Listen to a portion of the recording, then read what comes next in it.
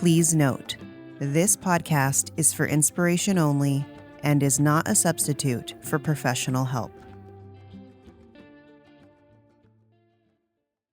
In today's episode, you will hear from Flo. She's an academic and fiction writer who also holds a Ph.D. in communications. Flo opens up about a time in her life that from the outside looked stable and peaceful, but was actually quite chaotic. Let's hear about the street she lived on. Welcome to the Streets of Our Lives. On this podcast, we reflect on the roads that shaped us and collect wisdom to light the way ahead. Let's walk the path to healing, one step at a time. It was 2022, and Florencia, also known as Flo to her American friends, had recently graduated with her Ph.D. in communication from Arizona State University. While she could have stayed working in the U.S. after graduation, she felt called to return to her home country of Mexico. I guess I had the option to stay in the United States. And for some reason, I didn't want to stay in the United States, which logically, it didn't make a whole lot of sense because I could probably make more money in the US than in Mexico. But I kept having dreams of Mexico and the beach. And so I'm like, you know what? Even if it doesn't make sense, I really want to go back to Mexico. So I go back to Mexico, and on the one hand, it was lovely because I was living, like a 10-minute walk away from this fabulous ocean, the Pacific Ocean, tiny town, no stress, no noise. It was so soothing for my nervous system. And even though I was in a very relaxing environment, I could tell that my body, my nervous system, was all over the place. Like I kept constantly relocating. I didn't like an apartment, so now I want a new one. I don't like this one either. Now I want a new one. You know what? I was like, screw it. I'm just going to go to another town. And so I would constantly pack my bags and relocate to these new places within the western region of Mexico. And it became very obvious that I was unstable, emotionally unstable. And if I had a thought, I would immediately believe the thought and react to the thought and follow through. And that was leaving me in a kind of a chaotic space. So long story short, the challenging part for me was feeling very lost in life. Like, wow, I just graduated and I have this amazing degree, and yet I can't find any jobs in the industry that I thought that I wanted at the time. And I'm in this wonderful place in Mexico, beautiful, beautiful, beautiful, and yet just I cannot stay still. What is going on? And I guess for me, the main question was, what's my passion? What's my passion? I know that if I'm able to find that, everything will be okay. It's just that I can't find it anywhere. And so that was the challenging part, like feeling almost ashamed that I had just accomplished or earned this very prestigious degree, and yet professionally I wasn't doing as well as I thought I should, comparing myself to other people, not living up to my expectations that were raised so high, like not giving permission myself, quite frankly, to just be. I think I was placing some really high expectations on me and not giving myself permission to figure things out. Now I understand that when you're going through a transition period, it's not that easy. There's a void and you don't know what's next yet, but you haven't left your old ways either. So there's this very natural and uncomfortable transition period. I call it a dark night of the soul. And I wish someone had told me like, oh, you're just going through a transition period. You're going through a dark night of the soul. Your life is restructuring. It's okay. Other people have gone through that, but I didn't have that. So I was feeling lost and like there was something wrong with me. I just couldn't find myself. At the time of this recording, I too am currently in Mexico, But I'm more inland and not near the beautiful beaches along the Pacific coast, where Flo was living a few years back. One might assume that living in a peaceful beach town would be the best environment for one's mind, body, and soul. But as Flo shared, regardless of the peaceful physical environment she was in, she felt chaotic on the inside, leading her to move from one town to another to another. As I close my eyes and imagine what her life looked like then, I see a woman, backpack in tow, just totally lost, moving in all sorts of directions, yet not knowing where she belongs, not knowing where to go. All of this despite just having graduated with a great degree. And to top it all off, she was not only feeling lost, she was also mourning her identity. The degree was human communication. That was another interesting part that I was teaching at Arizona State. And before teaching there, I was teaching at the University of Hawaii. So I'd spent most of my adult professional life teaching, and I was no longer teaching. So that was an interesting thing, like grieving that past job, because it had become almost part of my identity. And it was no longer my job. So that was interesting. Flo is sharp and also perceptive. So it doesn't surprise me that while she was experiencing this dark night of the soul, she knew something was just off. She herself will tell you that her nervous system was a mess. I guess I realized it was a mess for a couple of reasons. One, I remember during those times, like 2023, I would wake up feeling tired. And this was on a consistent basis. And don't get me wrong, like sometimes I still wake up and I feel tired. It happens if I had a busy day the day prior or whatever. But this was on a daily basis. Every single day I would wake up tired. And I have one of my best friends is a healer. And I told her like, wow, I'm exhausted all the time, basically. And she's like, yeah, that's not normal. That's really not normal. You definitely want to check out someone who does acupuncture or something. Chances are that your adrenals are drained, not in a good place. I spoke to a psychic because, again, I was feeling lost. I was going through this dark night of the soul, leaving behind my old life. That was very clear to me, but I didn't know what was next either. And that's not the most fun place to be, especially if you're unaware of the fact that you're going through a transition and a dark night of the soul. So I spoke to a psychic. This lady was recommended to me by a friend, a good friend that I fully trust.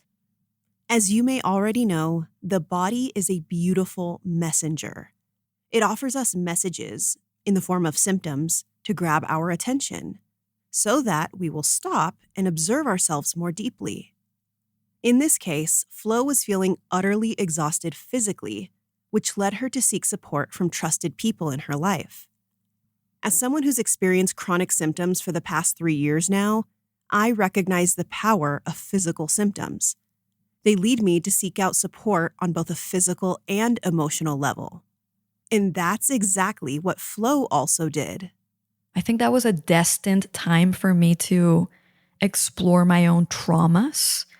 Mind you, like I was well aware of the word trauma. I had even studied a little bit about trauma, what it does to the nervous system. So I was definitely informed on the topic, but that's very different compared to actually doing the work. And here's the thing about trauma work. I think you actually have to be ready.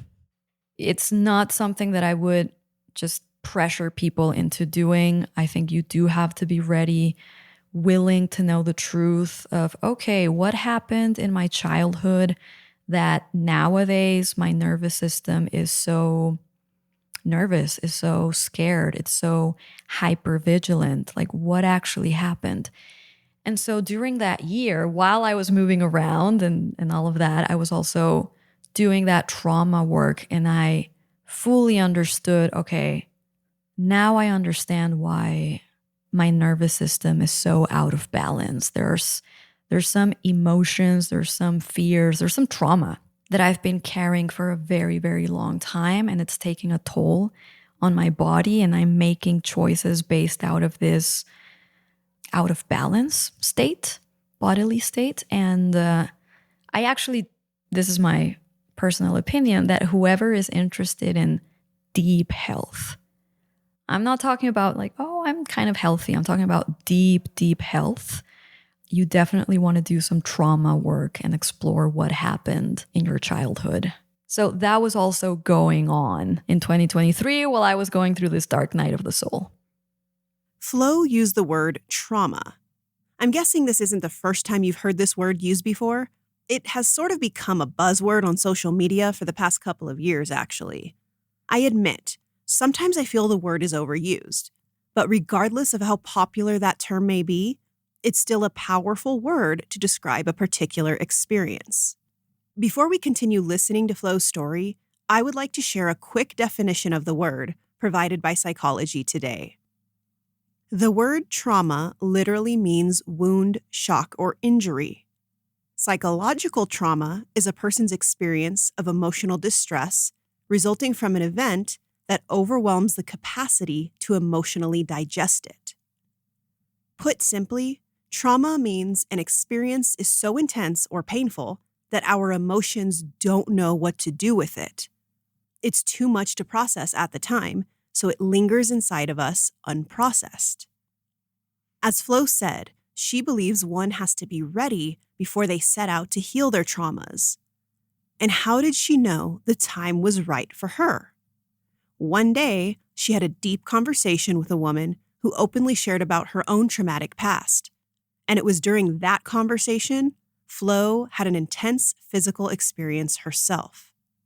So we ended up speaking, and I remember as we were having the conversation, I could feel like a pain in my chest, a very deep pain in my chest.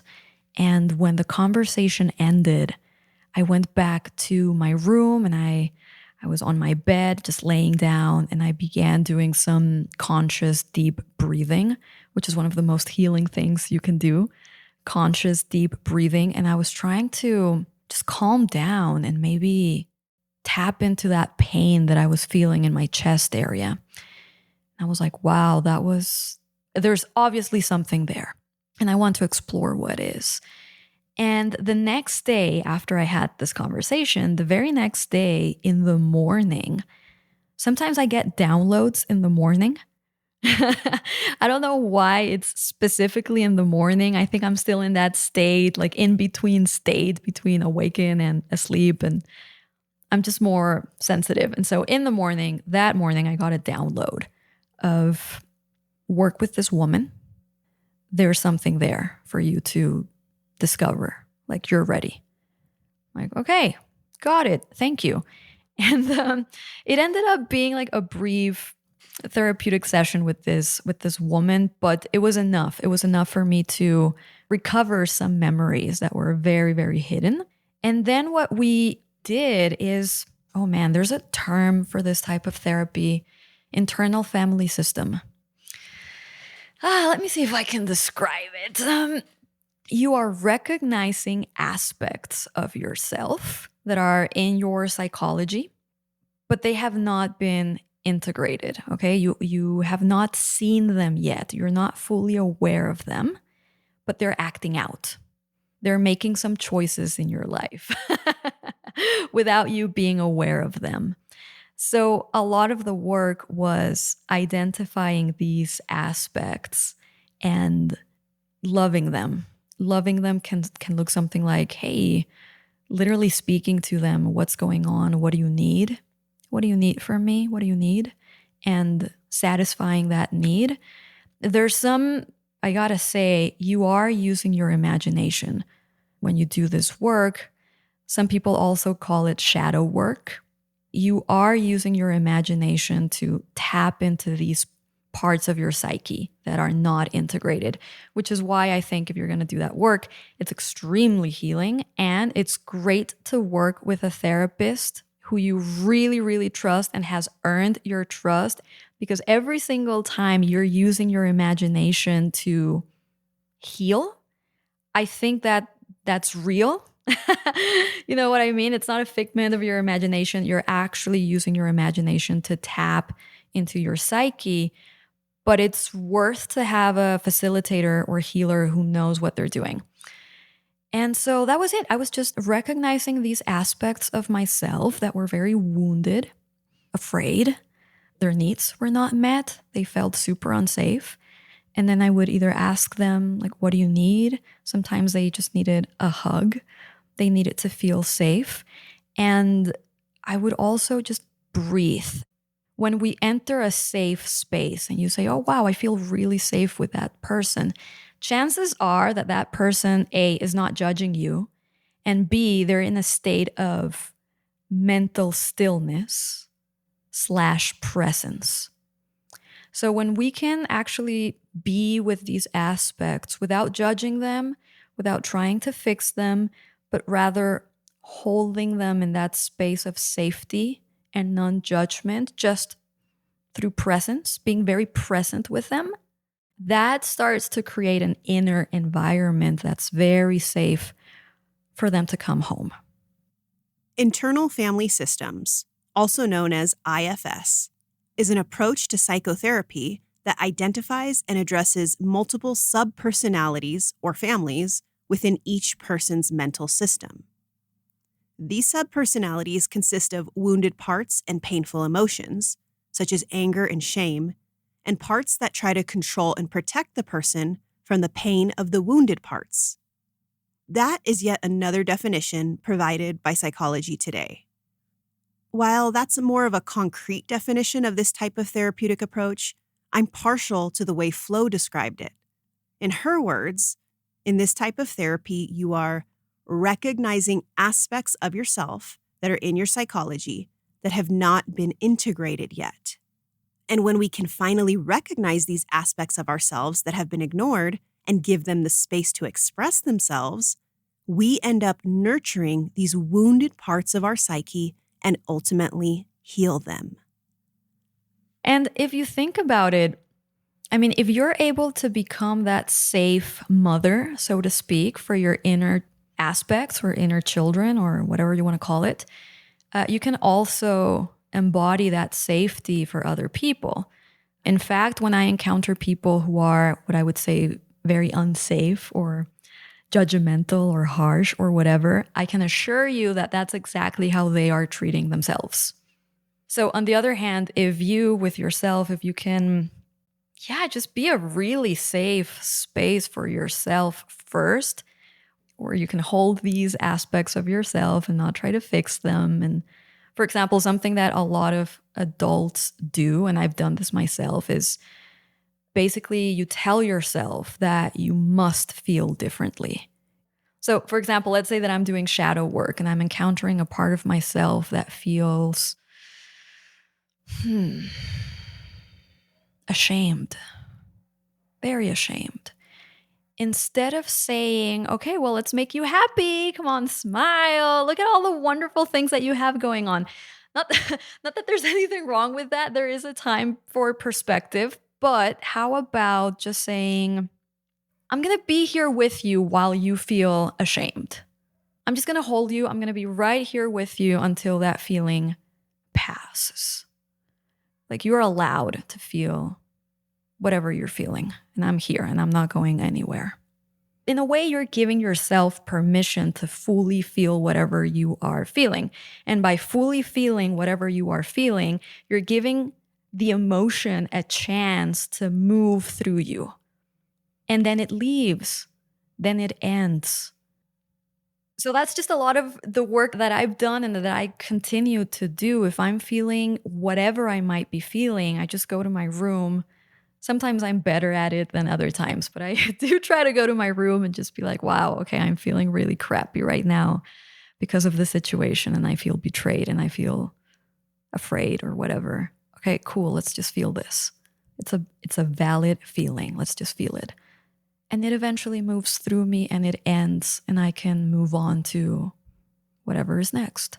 So that's what I find so beautiful, that when we actually become a safe space for ourselves, we can become really safe relational partners for other people. I don't know about you, but I felt so inspired by what Flo just said. As we become more compassionate toward ourselves, we will naturally become more loving and patient with others. While I'm still working on this myself, I can attest to this. I've been intentionally healing my traumas for the past 2 years, and I've noticed that I've been showing more compassion to myself and others around me. You are listening to The Streets of Our Lives with Lena LaRue. If this episode resonates with you, would you please take 2 minutes to leave a rating on your favorite podcast app? Speaking of which, if you write an Apple review, I might even read it on a future episode. You're also welcome to send in your listener submissions or fill out a guest interest form if you'd like to potentially join me on a future episode. And if you'd like to support the podcast further, you can purchase a wellness journal from my shop or buy me a tea. All the links will be in the show notes. I just want to thank you for being here, and I want you to know that your support is greatly appreciated. Now, back to today's episode. Along with using IFS therapy to heal her trauma, Flo also incorporated other practices in her life to help quiet the mind, find clarity, and ultimately discover her passion. When it comes to working with trauma, right, and what I've noticed works, one, I just told you, shadow work or integrating those aspects of yourself, absolutely. And the other thing that not only works for trauma, but I think it's just the pinnacle of sanity, basically what Eckhart Tolle refers to as presence, state of presence. Because here's the thing, and this really blew my mind. The mind is constantly speaking. It's insane.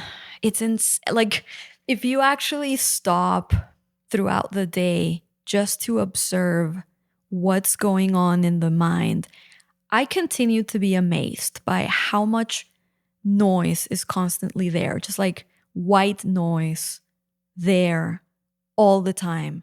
Random images of a show that I watched 5 years ago. A random memory from last week. It's this constant chatter. And the interesting thing about that constant chatter is that it can really make things unclear. Makes life very unclear. And if you're able to clean all that chatter to the best of your abilities, it's amazing how much clearer life becomes. So that was part of the dark night of the soul. I realized, okay, I'm done traveling throughout the west region of Mexico, because here's the thing, when you're constantly traveling, although it is exciting and it is fun, there's a lot of energy and time that goes to planning the trip and actually moving, navigating the trip and driving, whatever. So when you're able to just be incredibly still in one location without moving constantly, it's amazing how much more productive you become. And you need those strong roots, that stability. So I'm like, okay, it was really cool to travel, whatever, but I actually need to go back to Guadalajara now, which this is home.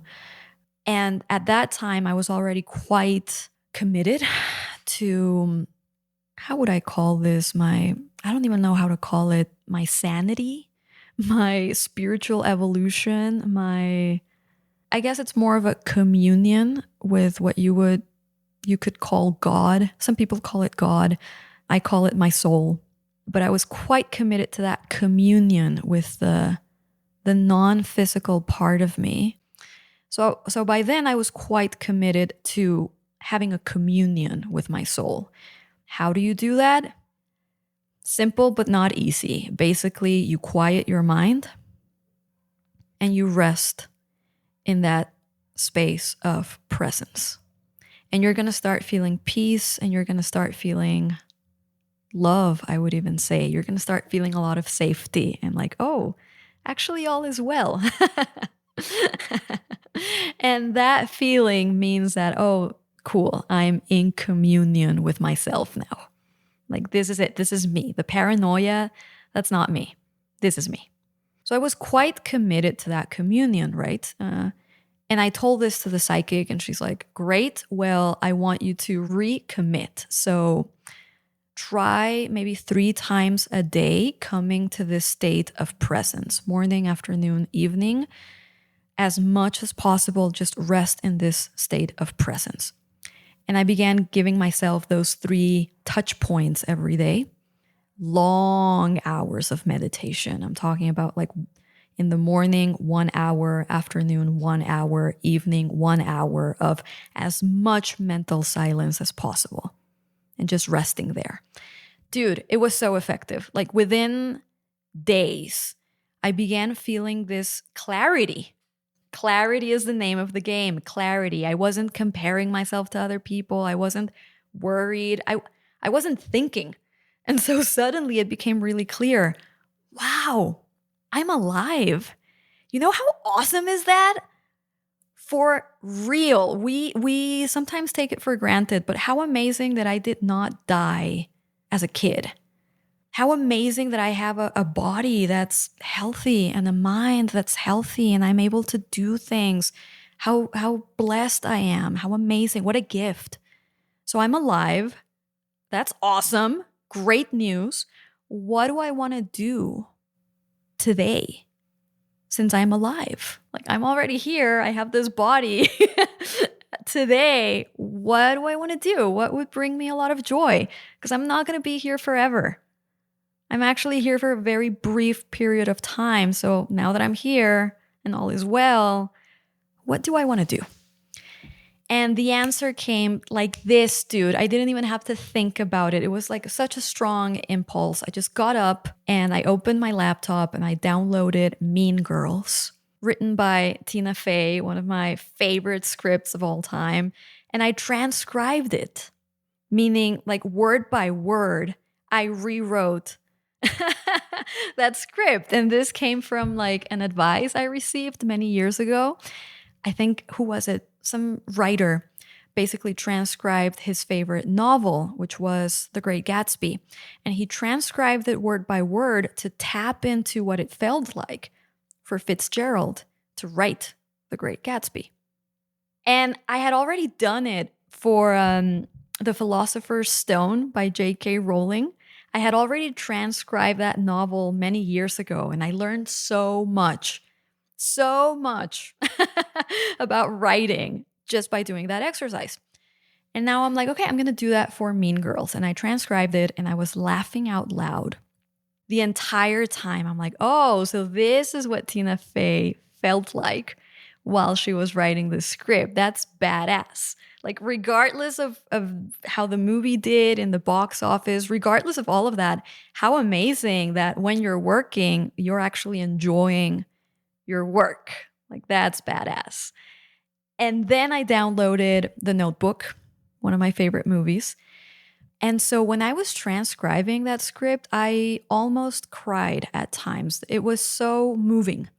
Clearly, someone was celebrating love, celebrating that feeling of love. That was the intention of the script. At least that's what I felt. So I was tuning into the experience of writing these stories. I'm like, oh, this is amazing. Now I want to write a story. And that basically kickstarted a very long process of learning how to structure a story, because I had published nonfiction, but I'd never published. It was going to be my first time publishing fiction. I'm like, okay, well, I need to learn this. So I did my research, bought books, read them several times, which is a great way to learn, by the way. You reread the same book. And took notes. And basically, I learned how to structure a story. And I've always loved stories, by the way. Always, always, always. I'm in love with books, fiction and nonfiction, but there's something so powerful about a powerful story. Like, it awakes you. It reminds you that you're alive. It has wisdom. A good story is such a gift. So I was thrilled to be learning storytelling at this level. It was a very deep level. And I knew that an idea would come.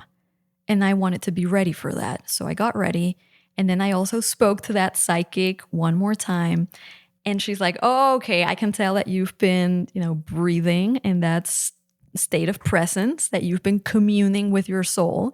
And let me tell you, writing is your thing. Writing is absolutely what you need to be doing right now. This is what you came here to do. This is totally aligned and appropriate and blah, blah, blah. Same thing. Another good friend of mine, we were having a conversation. Same thing, like, wow, yes, this book that you're going to be writing is also a spiritual practice for you. It's not only like your mission, but it's also a spiritual practice. It helps you to commune with your own soul. Like, this is very appropriate for you. And now the book is done, very close to being published. And I feel so satisfied. Like, yeah. So going back to the dark night of the soul and the challenging times, I think it's pretty amazing how, yes, that period of time is challenging, absolutely, because you're leaving behind an old life, but you haven't started the new one. So it's like, awkward. What's next? Am I doing the right thing? Am I lost? Like, I'm so lost. What's happening? But once you actually find your path, you realize that it was 100% appropriate for that old life to leave. Absolutely appropriate. And that you were just moving toward that new life. You were just moving in that direction. You were doing exactly what you needed to be doing. Did you hear what Flo just said?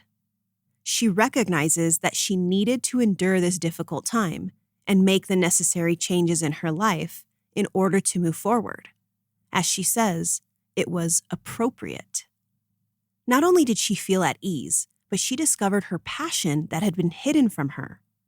Once she did the intentional work, clarity came into the picture. And now she is about to publish her first novel.